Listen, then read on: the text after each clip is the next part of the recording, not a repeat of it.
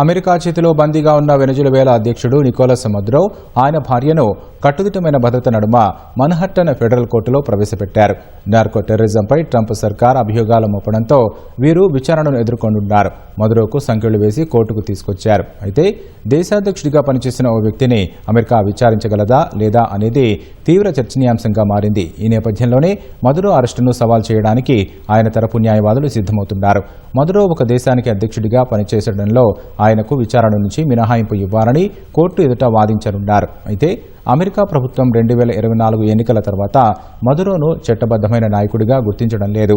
ఓ సాధారణ నిందితుడికి తమ దేశంలో ఎలాంటి హక్కులు ఉంటాయో అవే హక్కులు మదురోకు కూడా వర్తిస్తాయని అమెరికా పేర్కొంది. అటు వెనెజువేలాపై భీకర దాడులు జరిపిన తర్వాత మదురో ఆయన భార్యను అమెరికా సైన్యం బంధించింది. అనంతరం వీరిని బ్రూక్లిన్లోని మెట్రోపాలిటన్ డిటెన్షన్ సెంటర్కు తరలించారు.